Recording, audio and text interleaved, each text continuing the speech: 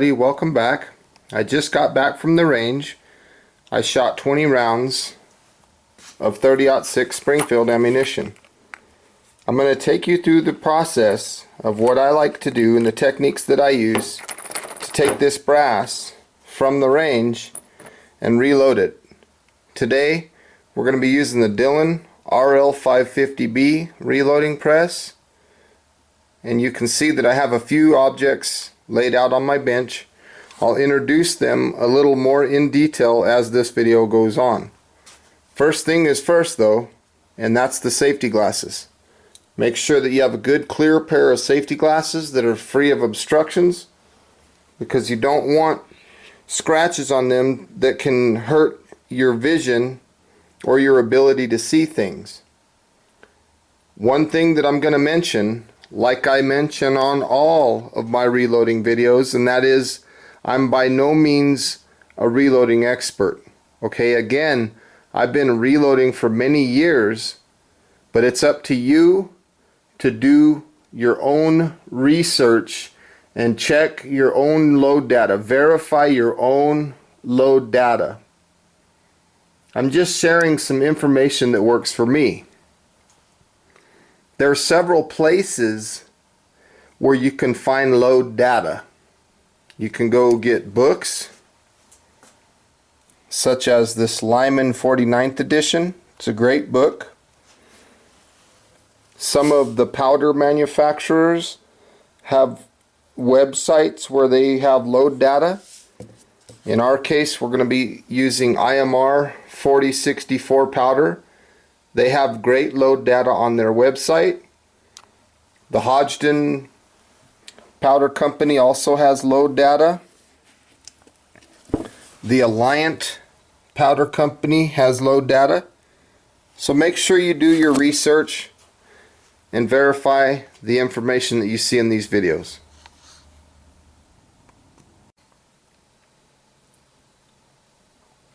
Here's the brass that I have from the range. I have it in this container. So I'm going to go ahead and take this brass out. I'm just going to lay them down nice and flat. And I'm going to take some lubricant. Today I'm going to be using the Hornady one-shot lubricant. Very good lube. Does a great job.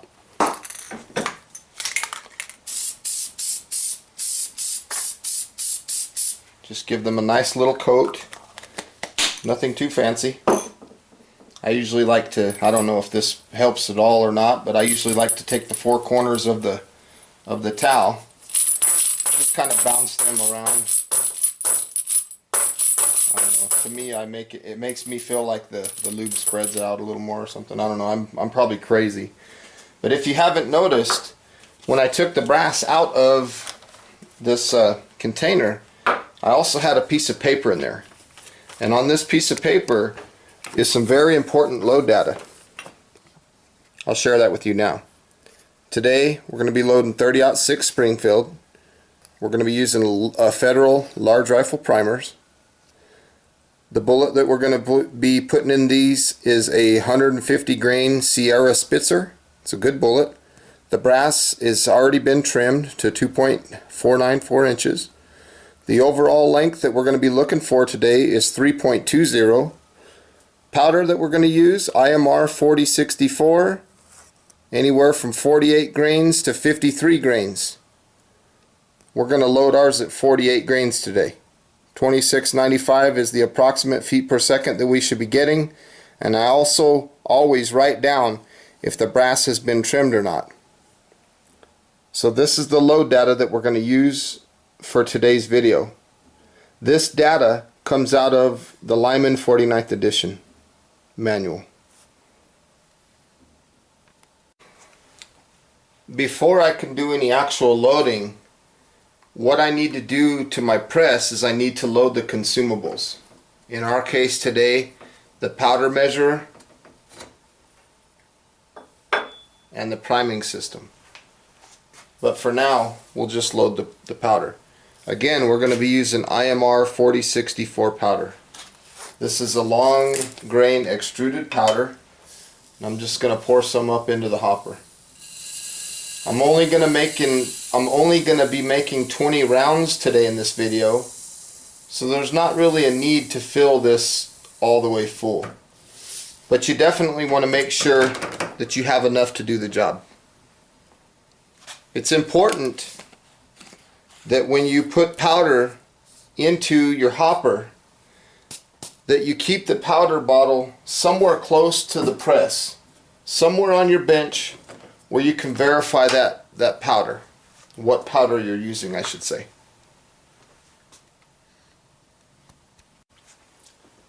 The next part of the process is going to be loading the primer system.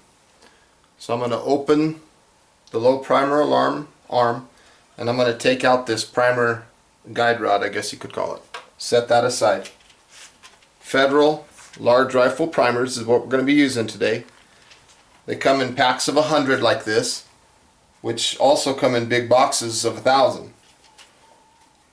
I'm going to be loading approximately 20 rounds. So I'm going to just take 2 rows of primers.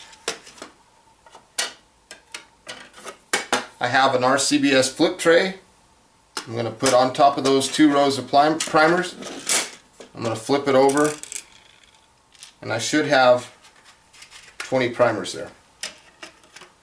The one thing I like about these flip trays is they have these little grooves in them.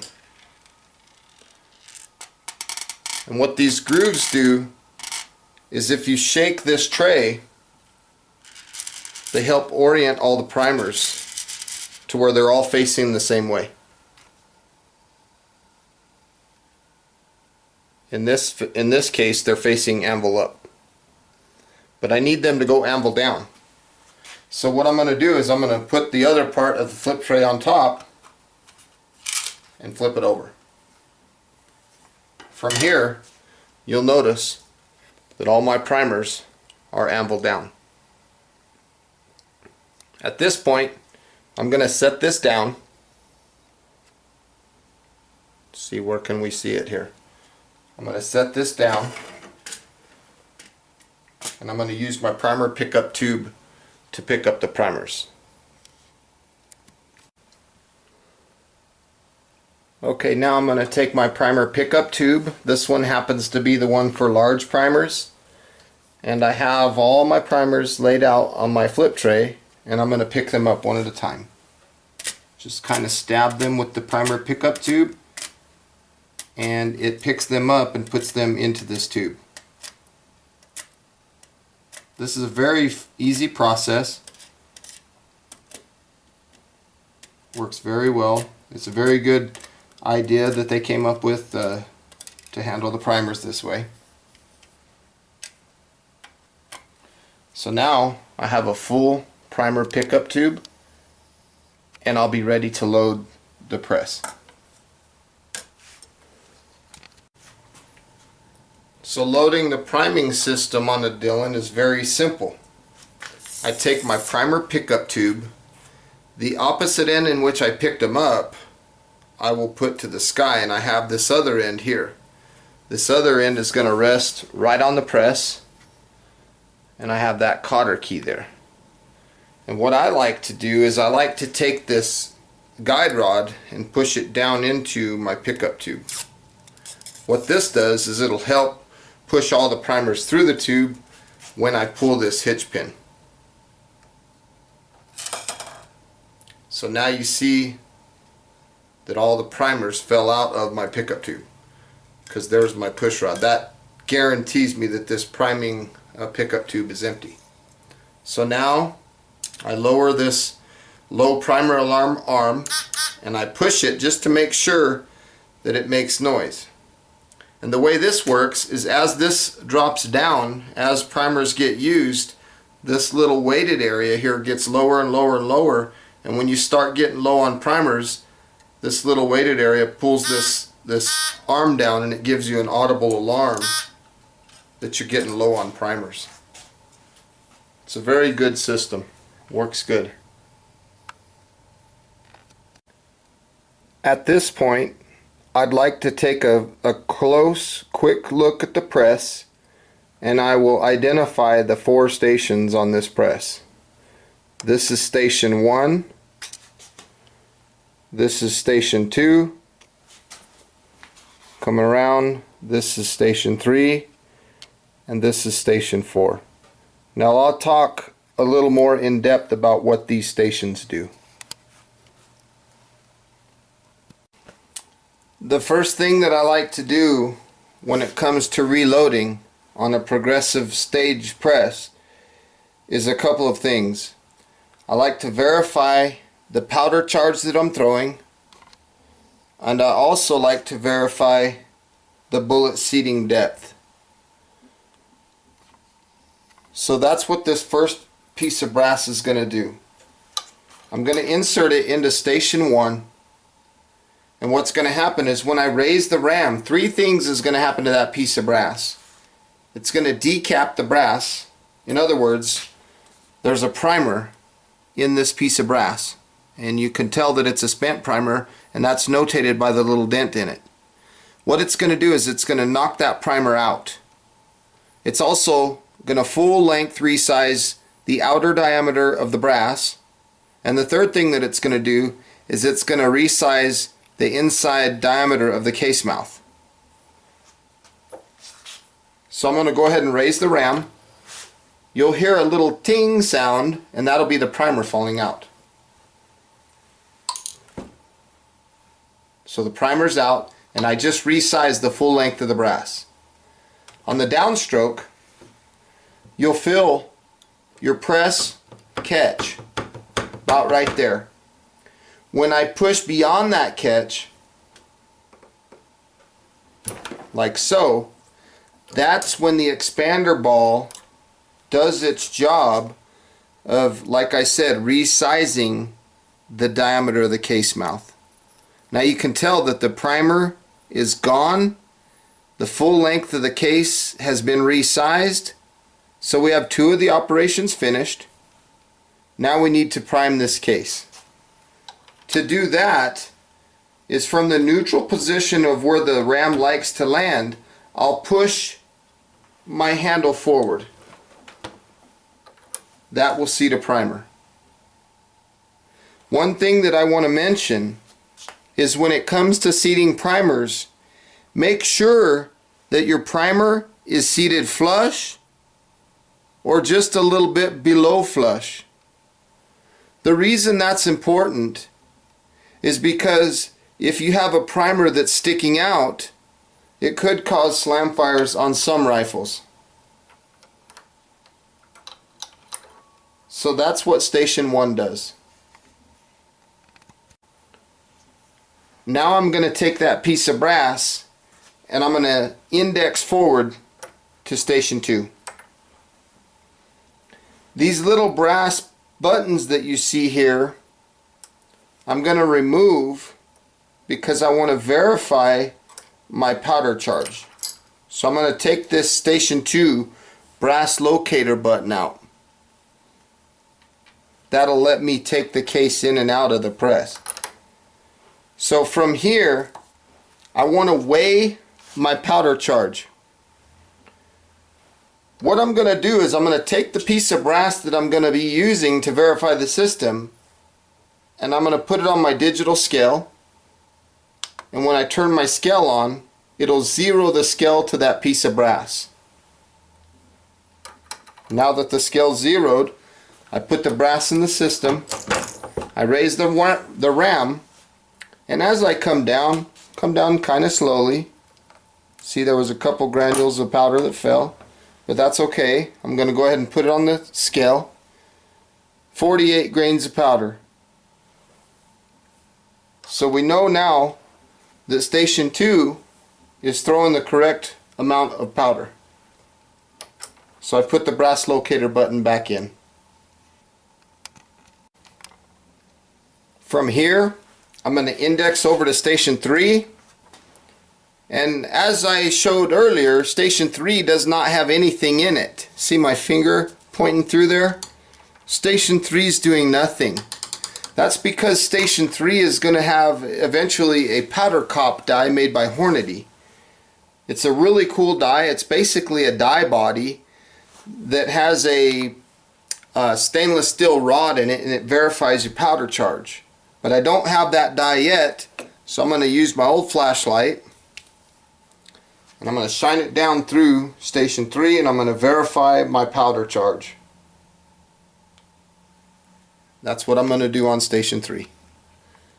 Just verifying my powder charge, because you never want to seat a bullet on a case that you haven't double checked to make sure that it has powder or not. Now that we've verified the powder charge in station 3, we're going to index forward, putting the case in station 4. From here, we're going to take one of our bullets, 150 grain Sierra Spitzer, and we're going to seat a bullet, and then we're going to take our calipers and measure our overall length. Now remember, we're looking for 3.20 inches.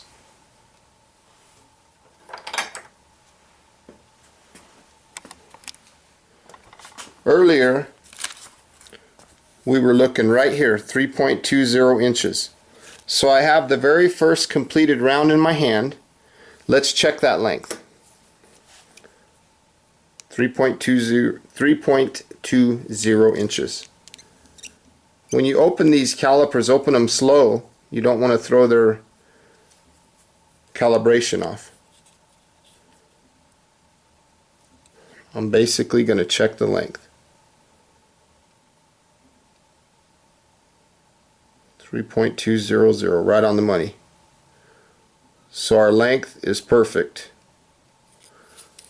So now, one last thing to check, and that is to take our case length gauge and check this first round. We're checking it for headspace. This headspace looks good. Everything is flush. Nothing's protruding, and what I mean by that is if you see a bullet that looks like this or something, you have a headspace issue. It's important that it goes all the way down. Flipping it over, we can check for trim length on our case, which looks okay. I'll talk about this a little more later. But right now, we've just verified that the system is ready to go. Everything is good. We've verified our powder charge. Our overall length is good. Headspace is good. Now we can start reloading in a progressive fashion. So I'm going to take an empty case. I'm going to put it into station 1. I'm going to raise the ram. We're going to decap and resize. Expand the case mouth. Push forward to prime. Index over. Put a new case in station 1. Station 2 is now going to get a powder charge. Station 1 is going to decap and resize. And prime. Index forward. Station 3 is doing nothing because we're going to take our little flashlight again. And as we come up, when we get it nice and high in the system, we can look down there because station 3 will be so close. Very easy to see. Powder's good. Don't even really need the flashlight for that. Lower the ram. Insert a primer. Now in station 4, we're going to seat a bullet. Now, I'm not generally used to seating bullets on station 4. Normally, I seat bullets on station 3. But it's just because I've got that powder cop die coming. So we have our first completed round. From there, this is what I refer to as having the bases loaded, meaning I have one piece of brass on every station. And this is nice because from here, every crank of the handle, I get a completed round. But just remember, when station 3 comes up, that you're making sure to check that station, verifying that you're getting a powder charge. So make sure you're looking down there at station 3 when the ram is up.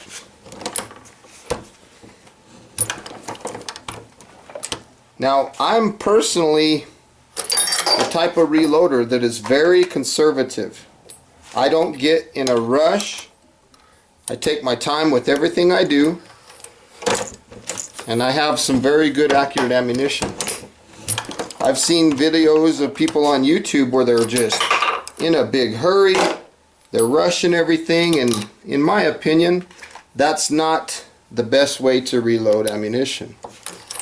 Sure, these presses are more than capable of handling large amounts of ammunition in a short period of time, but that doesn't mean you have to do it that way.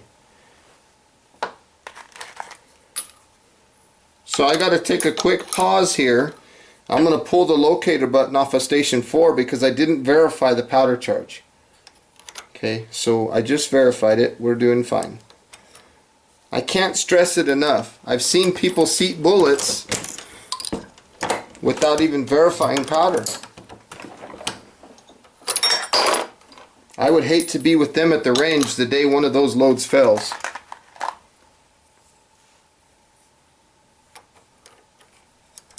Check one more time.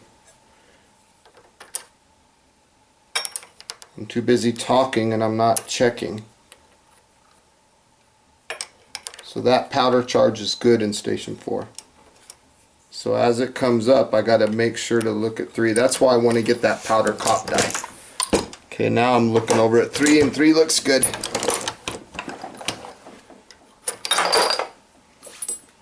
This is basically the progressive stage Dillon press. Works really good. And I take my time.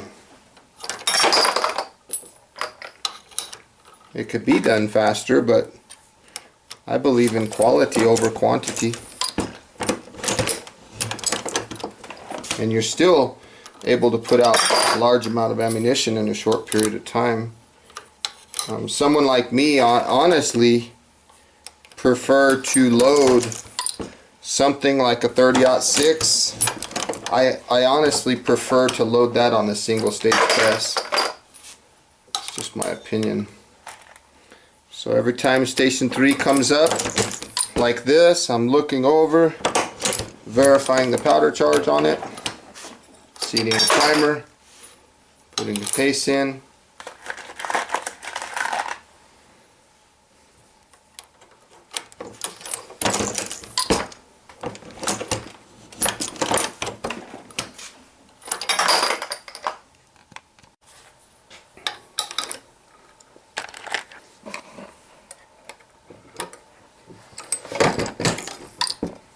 Checking 3.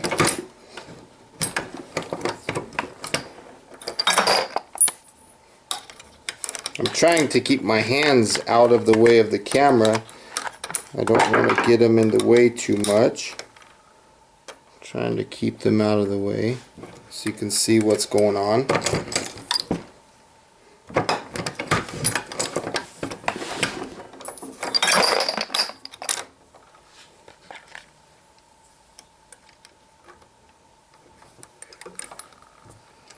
This is a great press. I really enjoy it.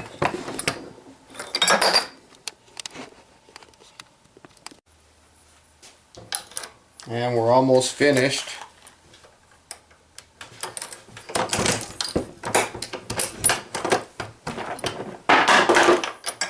Looks like when I sent that primer, one of my boxes flew down.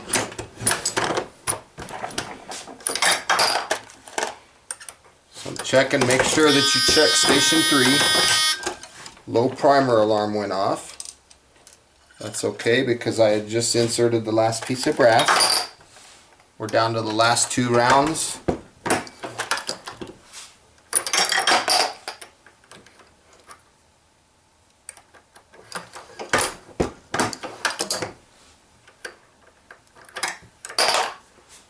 And there you have it. This is what it looks like. I have 20 rounds of completed cartridges. Basically, I'm going to bring them over here to the bench and I'll talk about them here shortly. Okay, now I have my 20 rounds. They look really nice, but I got to go through the last step, and that's to check them all with the case length gauge. And once they pass, I put them in the container.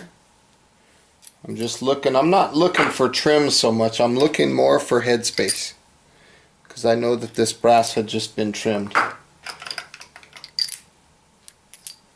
And they look good. Long as they fall into this tool nice and easy, and there's no problems, you know, dropping them in or anything like that. That's what I'm looking for, that they're nice and smooth going in.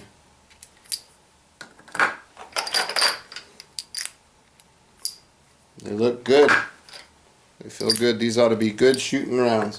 I'm also checking the primers as I drop them in. I'm just verifying visually or with my finger by feeling it. I'm just verifying that the primers are seated well.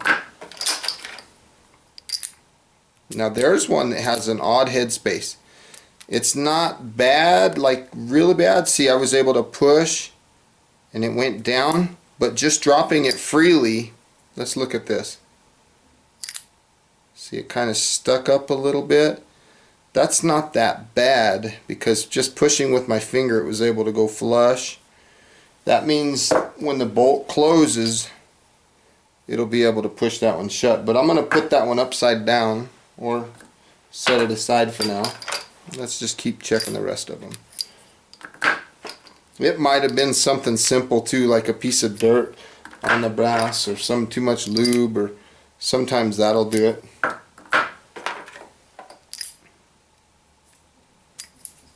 I really like these Headspace gauges a lot because they tell you so much about your ammunition. I don't know what I would do without it. So everything looks good. There's one final thing that I like to do, and you're probably going to think I'm crazy, but I like to dump them back out and get a little rag, and I just like to wipe them clean. I like to get rid of the one shot that was on them. Just wipe them down, clean them up. And also, while I'm doing this final inspection, I'm just checking them to see if there's any cracks in the brass, any kind of primers bulging, just anything. It's just a very quick final inspection. You know, it's just the last thing I do before I take them out to the range. The bullets that we loaded in these 150 grain Sierra Spitzers, those bullets had been sitting around in my cabinet for a long time, well, many years I guess, because I found them and they had some water damage on them, like they had some stains on them. So I threw them in the tumbler, and that's probably why you notice the off color on the bullets. So I threw them in the tumbler with the brass.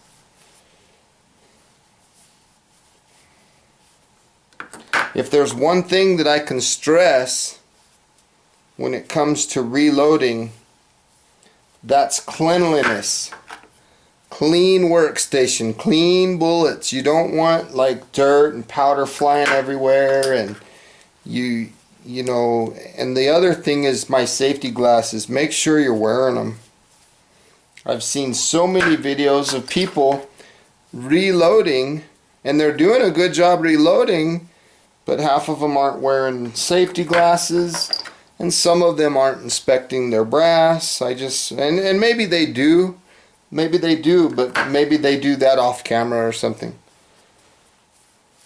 And I've had people tell me that my videos are a little bit long, but you know, I don't do that to be boring. I do that in an effort to try to share as much techniques I can. And I also try to do it for that reason of I don't expect everybody on the internet that's looking at my videos, I don't expect them to know anything. So I try to show the way I reload as if that person watching knew nothing about a gun, nothing about a bullet, nothing. So that's how I personally try to do my reloading videos. Okay, this one in my hand is the one that had that bad headspace a minute ago. Let me check it one more time now that I've cleaned it. Yep, it's still there. So I'll be flipping that one upside down. So there you have it. There's 20 rounds of 30-06 ammunition using the Dillon RL550B. It's a great press. There's those rounds. They look really nice. Very clean rounds. What I like to do at this point is I like to take my load data, seal it up just like so. And remember, when I first started the video, that's kind of what we were looking at. But now they're loaded, ready to go. So I wanted to say thank you everybody for taking your time out of your day to look at my videos. I appreciate that. I hope that you viewers found some good information here that was useful to you. Feel free to leave a comment. Feel free to subscribe. And be safe out there. And thanks again for watching. Have a great day, everybody. Bye-bye.